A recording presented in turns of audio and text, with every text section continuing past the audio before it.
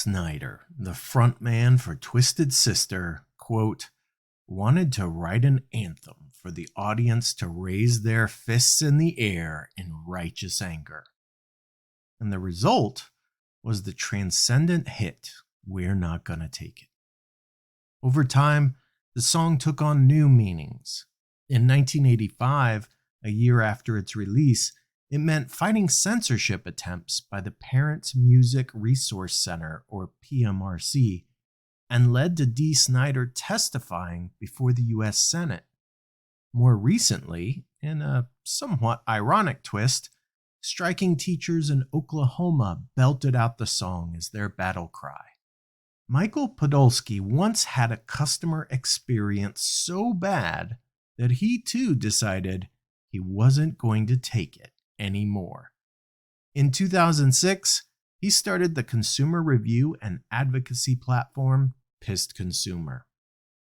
This week on Next in Queue, Michael and I discuss the psychological needs of customers and AI's potential role in fulfilling it, why he thinks AI will decrease the quality of customer service, the value of negative feedback, the misinterpretation of customers who leave negative reviews, the main disconnect between companies and consumers, mechanically creating psychological understanding for agents, and why consumers seek out third-party platforms for reviews.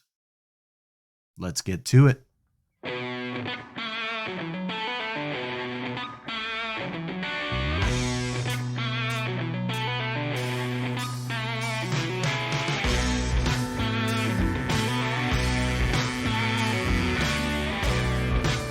Welcome to Next in Queue, the podcast for contact center and customer experience professionals. Next in Queue is brought to you by Happy 2 Vision. Eliminate blind spots and see right through every conversation with Happy 2 Vision. Learn more at happitu.com.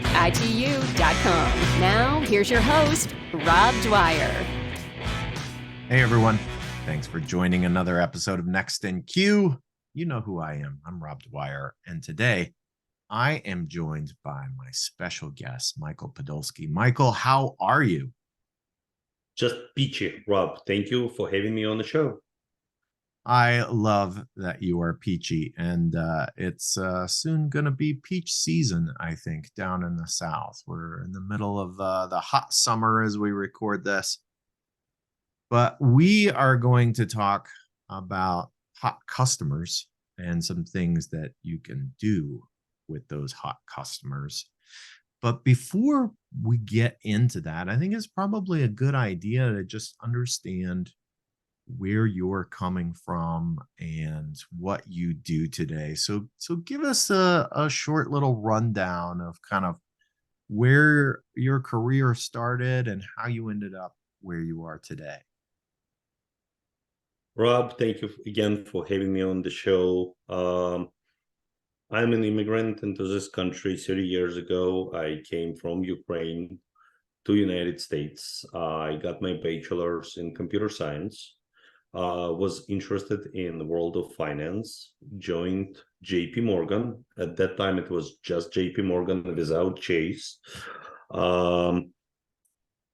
Worked at different financial organizations on Wall Street for 20 years, from roughly 1994 till 2016, I would say.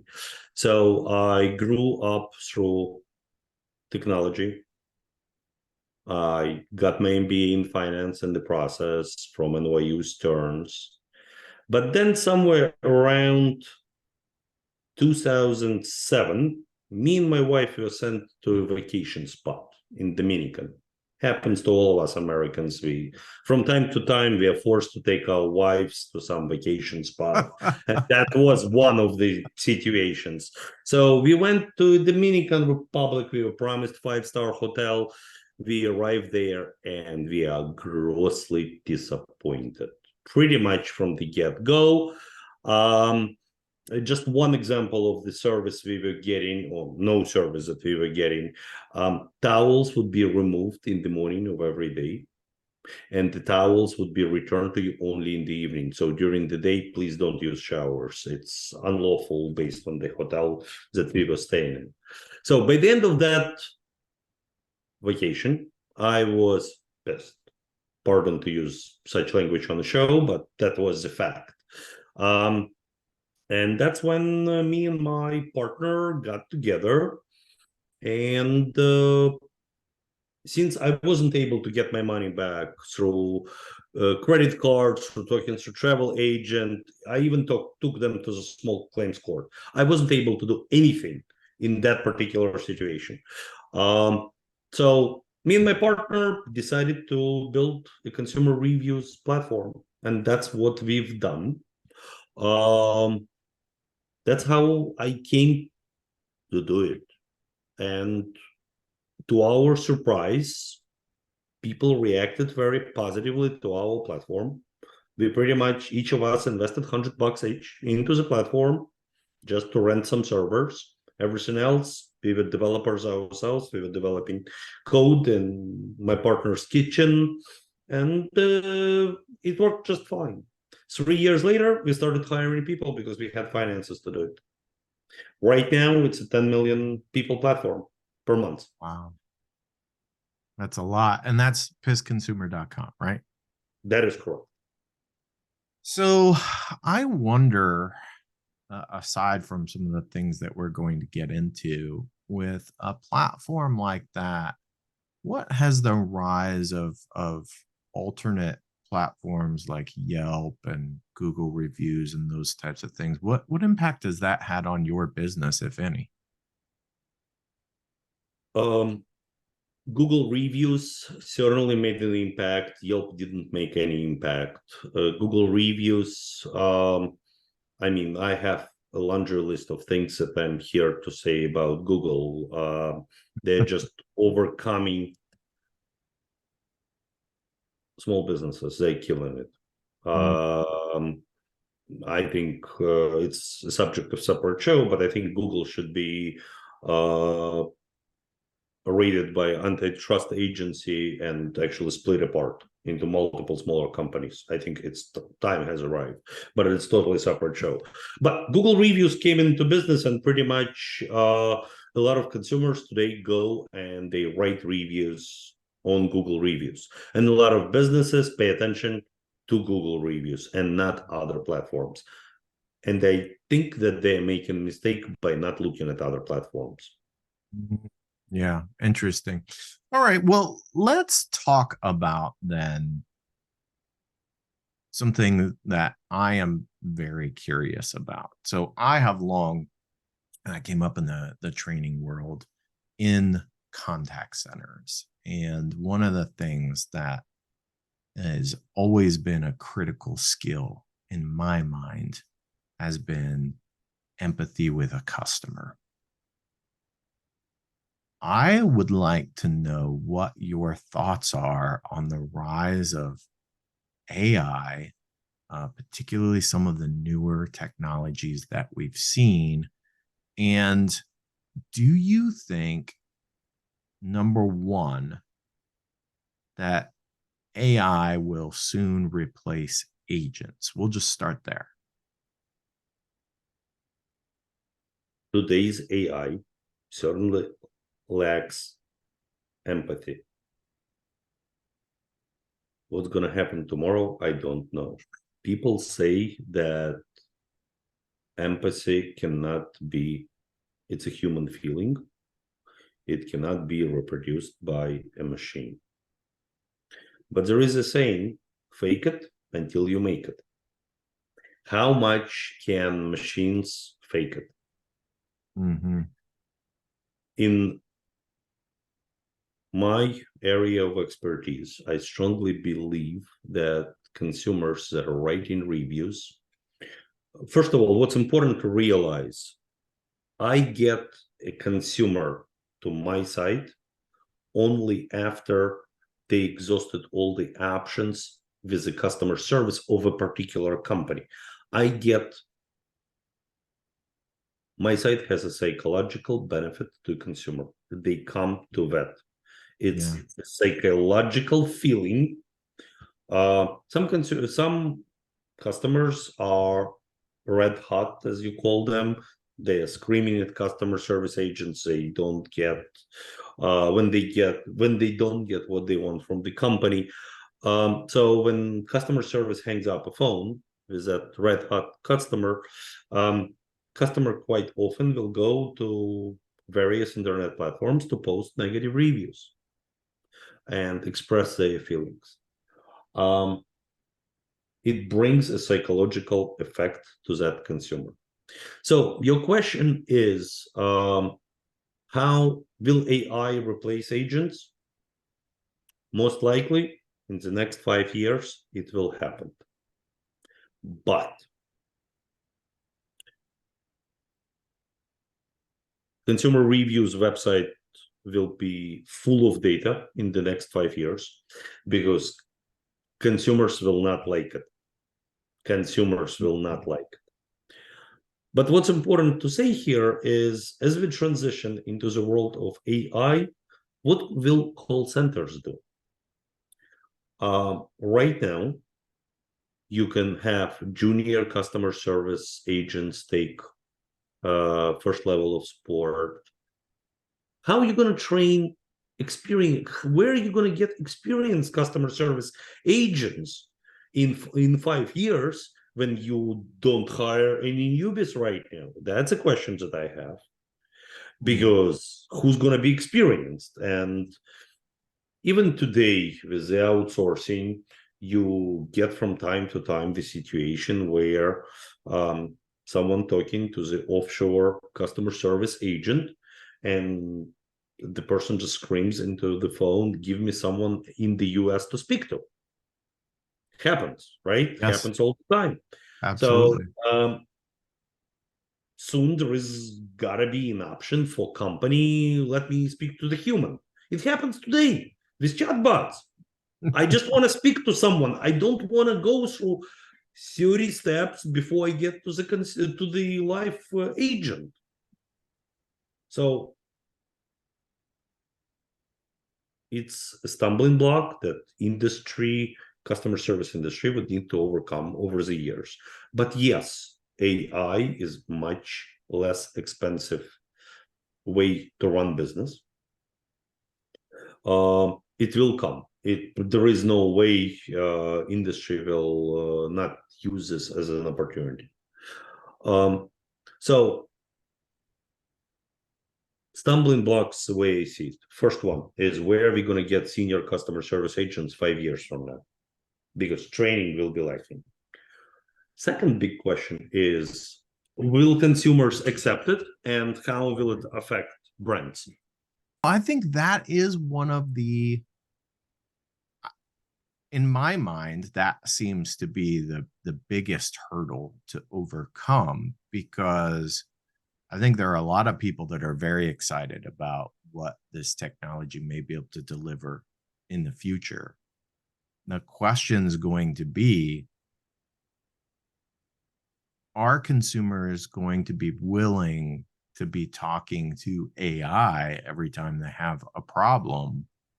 Or will they just do exactly what they've done with IVRs, which is hit 0 and say, give me a live person, right? Or if they go overseas, right, and they say, hey, I want to talk to someone in the States, right? We know that happens. People want to talk to other people. And despite our best efforts in the industry to reduce costs one way or another, whether it be technology or geography, people want to talk to people, and they want to talk to people ultimately that they're confident in and comfortable with. And I think that's going to be a big obstacle. We'll see how it goes. I actually remembered what I wanted to say. A second very big point.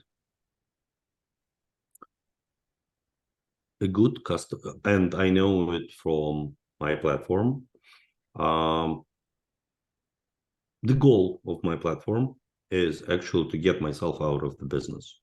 I want companies to get better at serving consumers. How will AI translate desires and wishes of consumers to the operations departments of the companies that they serve? So I always try to tell companies to listen to what consumers are saying and modify your processes so it doesn't repeat again. Mm-hmm. Yes, you can train AI engine to respond to consumers. Can you train AI or ChatGPT to actually summarize the data and present it to upper management in such a way that upper management understands what needs to be done to fix the problem with customer service? I'll give you an example from the computer world. I used to be a developer, and I was a good developer. I knew how the machine is constructed. I knew I had opportunity to put myself computers together. I knew what RAM is. I knew what CPU is. I knew what bus is. I knew all of that. It was at the time when computers were not powerful enough to handle complex things that they need to solve. Because computer resource was scarce, it was used with care. Now, let's transition our thinking towards customer service. So with arrival of ChatGPT and AI, it costs nothing to have 100 phone lines instead of 10 phone lines to respond to consumers. I no longer care how many calls am I receiving. Machine is responding to it. I don't care. From the point of cost, I don't feel it. Mm-hmm. The mistakes that organization makes will be much more severe, and they will not feel it until it explodes. Going back to the parallel of computers, today's developers are much worse than my age guys were.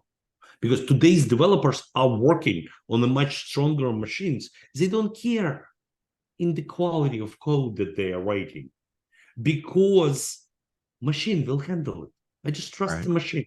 They will handle it. So that's a parallel I am trying to make, that arrival of AI will actually decrease the quality of customer service, because company doesn't care whether it receives 10 phone calls or 100. They're not going to feel it. It's a really interesting perspective, and I know exactly what you mean, right? I don't have to be as efficient in my process handling and my code because I have a far stronger processor, way more RAM than, in the 90s. I mean, people think about it, right? Think about the kinds of memory cards that we were using, the kinds of processors that we were using. You had to write efficient, elegant code. Otherwise, you would just freeze up your machine. And today, it takes a lot of effort to do that. Although Windows figures out ways to do it pretty regularly. But that's a whole nother conversation, right? Do companies not pay enough attention to the negative feedback they get? And what's the value of negative feedback? Yes, companies don't pay enough attention to negative feedback. And it is a big problem to the brand. I actually recently, while attending a franchise expo here in New York, ran into a very interesting discussion and came out with a very interesting outcome. So let's think about franchise. There is a franchisor, a headquarters, and they sell franchisees. They sell to franchisees. A typical franchise model says, okay, I will let franchisee handle all the reviews that come online about that particular situation. And franchisee starts handling reviews. If it is positive review and franchisee cares about it, they respond. If it is negative review about the franchisee, quite often that franchisee doesn't care about it and doesn't want to respond. But on the reverse side of the medal, it hurts the brand name. Mm-hmm. So that conversation that I had was in the following direction. Reviews, which are positive feedbacks, shall be handled by franchisees, but all the negative reviews, complaints, shall be handled by headquarters, because it is headquarters, it is a brand that will suffer the most of the value of that review. So going back to your question, companies shall address complaints, shall spend much more time on complaints and reviews. We've done some studies, and more than 50% of consumers that have shared their negative feedback online, they're saying the main goal that that consumer has when they share that negative feedback is to give opportunity for the company to get better. That's what consumer wants. Consumer, on one hand, wants other consumers not to use that company unless the company changes. Right. They want company to change. So companies shall be responding to complaints, shall be listening to what's being said there, and take appropriate actions.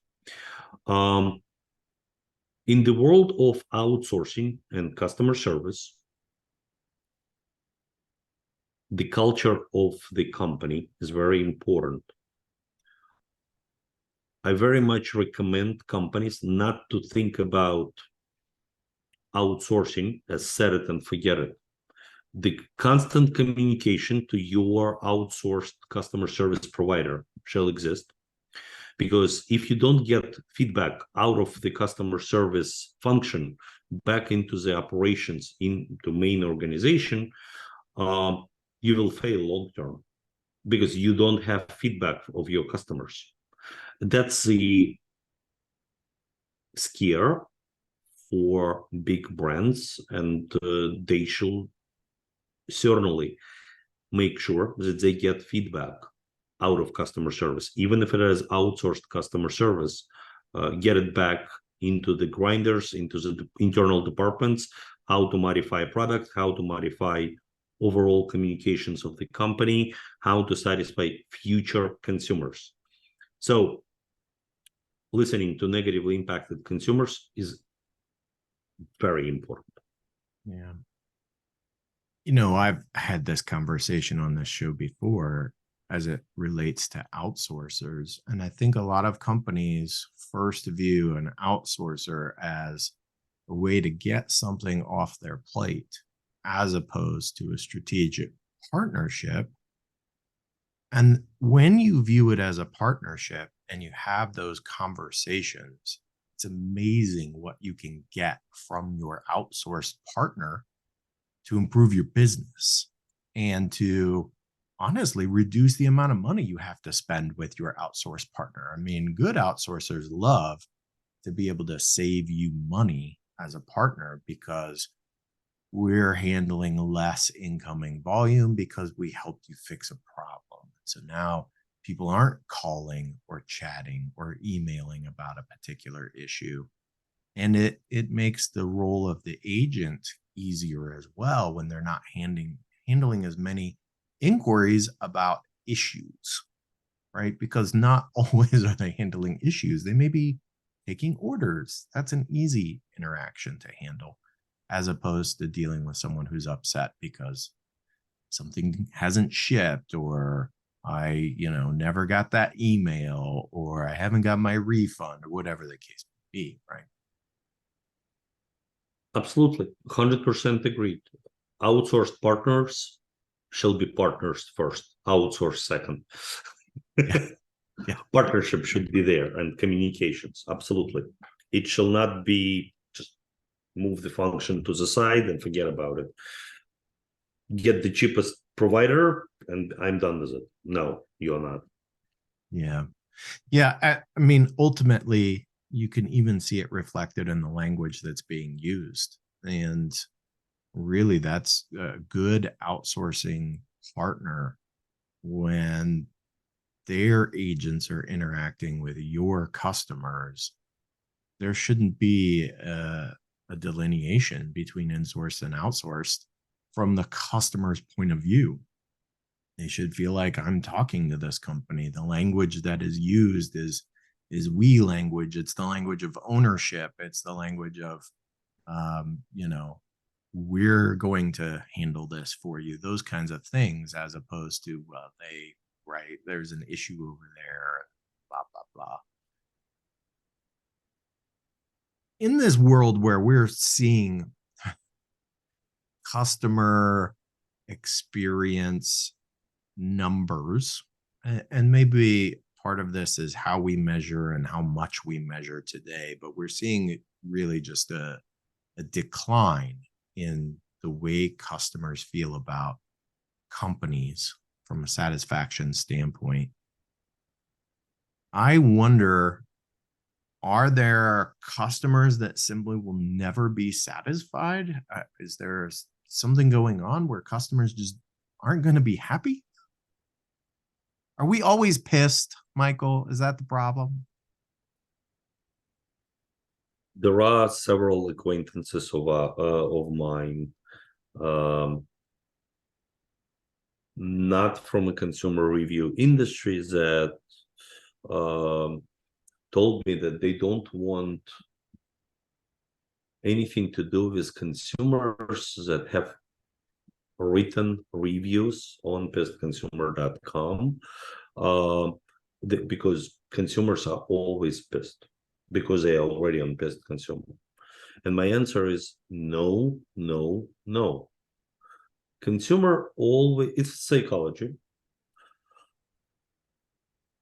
If I'll ask you, Rob, do you remember the company name that you were pissed at last? You will probably remember a company from several years ago, because that memory lasts. Yeah. But it doesn't mean that you're constantly pissed. It just means that our memory has a tendency of remembering things when we were emotionally very involved. And when I ask you, Rob, what restaurant did you go to last Friday because the service was good, you will probably not remember the name of that restaurant, because the service was as expected or good, right? It was just normal, what's expected. So your level of emotions were not that high. Now, when you're pissed, your level of emotions is very high. You're driven. You want to do something about it. And that's why we get the traffic that we get. And we get all those reviews on the site where consumers express their opinions. So going back to the numbers, average consumer that interacts with our site leaves one review. That's it. They're not habitual writers. Those that become habitual and start writing about multiple different companies, negative content, it's certainly my artificial intelligence algorithms will bring those reviews to the attention of our moderators, and we will start looking at black PR possibilities. So we don't get a lot of consumers that are upset about everything. So that's my answer to your question. Hopefully it covers it. It does. I think one thing that companies forget is that it takes effort to go write both a positive review or a really negative review. Like there's a lot of effort, unless it's, just a one line, Michael's company sucks, and that's it. Right. But when someone writes a paragraph about their experience, There's a lot of effort that goes into that. That effort is driven by emotion, typically positive or negative. And if you've created the negative emotion, there's a really good chance that if you do things right, you can take that emotion and just flip it on its head and get the exact opposite, which is a lot of love. I cannot agree with you more. Absolutely correct, Rob. Yes, there is only one step from making a negative reviewer into the brand advocate. It takes a conversation. It takes a little bit of persuasion. It takes a realization of what went wrong in the original communication. Because again, that negative emotion usually occurs after initial conversation with the customer service of the company. So if you apologize, if you explain, if you give a little bit of extra love, you will get a brand advocate that will speak positively about you. On our platform, if I may, we allow consumers mark the issues as a result and change the rating of the reviewer of the review, and subsequently change average for the company if company addresses the issue. Consumer can always come back to the platform and respond, giving a sign to the company that, hey, it's not that bad, we can change things. And I have a perfect example of a quite popular Chinese company called Chain. It's a big company. They've done wonders on our platform. They raised their rating from 1.2 to 4.4. It took them 6 months, but it is tremendous amount of work that they put on it, and I applaud them. They're not paying me any extra for mentioning their name on your show. And it's just a real example, just a full disclosure. Yeah. I really think that those kinds of success stories are the kinds of stories that companies need to hear that aren't paying attention to the feedback. Like, and it's not always, I mean, I see this a lot, and there are companies that are great at it. And I understand, like, delivering a wow experience from the start. Lots of people can talk about their favorite brands that do an amazing job, and that's great. But being able to resolve problems, because ultimately, I don't care how good your brand is. I don't care how great your processes are. Things will go wrong at some point. 100%. You're going to hit a speed bump. Someone's not going to get their stuff, or it's going to be subpar product quality or whatever, right? How you respond to that can make all the difference in the world into turning people into fans. Even if they don't feel like they get a wow experience, they can just be really excited that you took care of the problem when it showed up. Correct. From my experience, the main disconnect occurs in overall communication of the company to the world, how the company presents themselves, and what expectations does consumer have at the time when they make a purchase versus what they get. Now, an upset customer could be because marketing message was too happy, too selling, and you sold to a consumer that had a much higher expectations to the result of what they achieved. So it would be crazy to advise to the company to lower down their marketing message, because then they will not sell as much. But on the other hand, there is a customer service issue. So it's all about the communication between the company and the consumer. And when the company oversells, customer service suffers. And that's when you get negative feedback at most. Yeah, absolutely. So we've talked a lot about negative feedback and upset customers and how people can go about addressing that and turning things around. I wonder if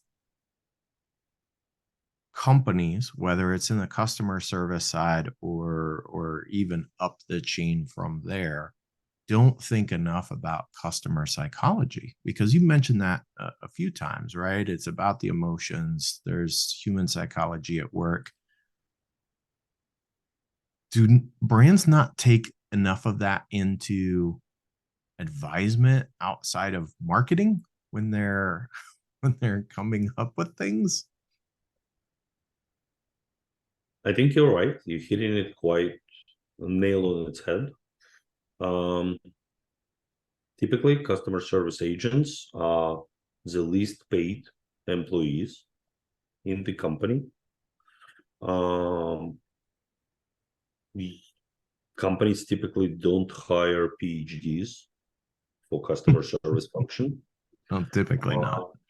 And the question of psychology would probably go over their heads. There are tricks that you learn in the process.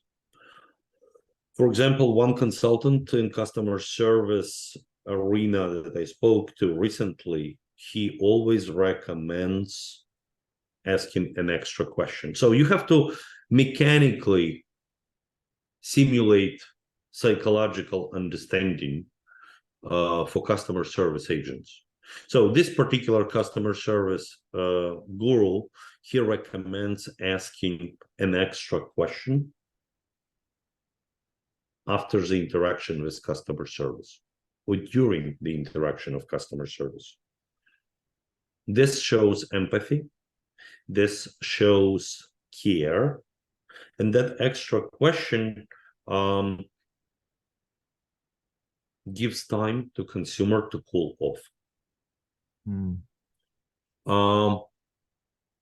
There is some psychology in that process, but yes, you're absolutely right. Customer service typically are not psychologists. That would be just too expensive to run. Yeah, it would, but I wonder if maybe we don't spend enough time just talking with agents or spending time during training with agents, talking about customer psychology and talking about how customers feel. And we talk about empathy a lot, but I wonder, do we really dig into it enough for everyone to have a true understanding of what that means? And maybe that's where we often fall down when it comes to agents demonstrating empathy, is they just don't understand it at a level deep enough to really dig in, because on the surface, they don't identify with a particular customer. You're absolutely right. In the pink pony in the vacuum, a perfect type of situation, we would need to train customer service specialists in psychology. But then again, let me ask you this question in return. How long does average customer service last on one account? And you will understand that the response to that would be, oh, they would be just training all the time. They wouldn't have time working by the time they quit. On one hand. On the other hand, it's quite possible that very well trained employees will cost more money to the company on one hand, but on the other hand, they will stay longer. And I've seen examples of that well-trained employees do stay longer on the accounts, and it would be good, but let's leave it there. I don't know whether additional cost would warrant that and whether the companies would go for it. Yeah, it's a balancing Would be act, right? I mean, it's always a balancing act, right? Yes. Companies are always concerned about a couple of different things, and that's performance, but also cost, and both of those are important for companies to be successful. All right, well, let's talk about one last thing, and I'm actually going to put the ball in your court. Like, if you had something that you wanted to pass on to the brands out there that we haven't talked about, or a tip that you wanted to share, what would that be?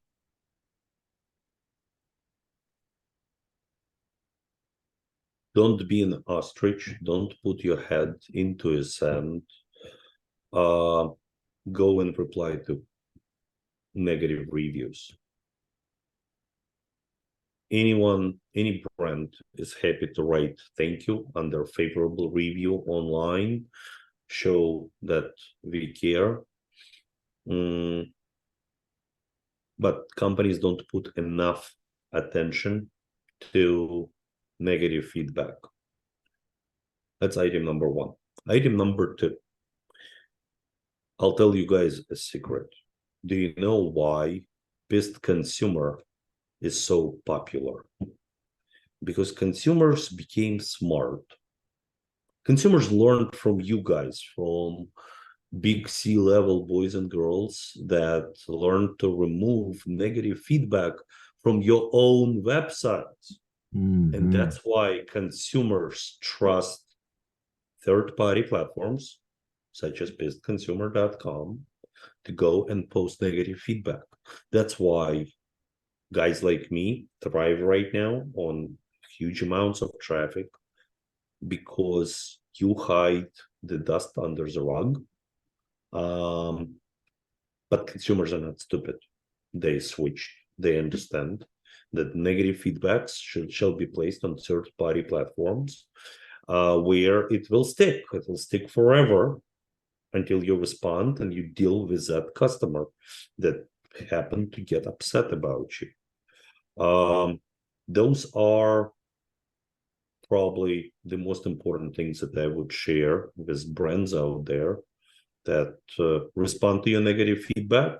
And if you get negative feedback on your own platform, stop hiding it, show it, because consumers are not stupid. That's absolutely true. You know, I'll share something with you that I absolutely loved. I've recently moved, but right before I moved, I lived a block away from a fantastic burger joint, and they actually put their negative reviews on the front window. So it might say, you know, worst hamburger I've ever had in my life. Marry, you know, a review on this platform or whatever. And I thought it was interesting that they were willing to embrace and show people, like, we're not for everyone. And I really loved the place, but they were upfront about the fact that we're not going to make everybody happy. In fact, sometimes people just have really nasty things to say about us. And I don't know that they necessarily fixed that relationship, but at least they didn't shy away from those negative reviews, to your point. And I'm sure they tried to address them, but they were also very upfront, like, hey, this is us. We shall applaud such burger joints. It is really great. In my experience, unfortunately, most companies hide negative feedback. Yeah, absolutely. And there are actually laws in UK that prohibit companies from doing it. I think FTC is coming into United States with the same types of laws. Yeah, I think so I would too. not be surprised. I would not. Eventually, it's coming. Yeah. Michael, thanks so much for joining me on Next in Queue. It was a great conversation to have with you. I really appreciate your time today. Rob, thank you for having me on the show, and let's keep in touch. Yeah, Thank you very much. Next in Queue is brought to you by Happy To and is produced by me, Rob Dwyer. If you enjoy this podcast, please by all means subscribe and or rate this podcast in iTunes or your favorite podcast app. But more importantly, please tell just one person about this podcast. Word of mouth is the best way for people to discover new content. As always, thanks for listening.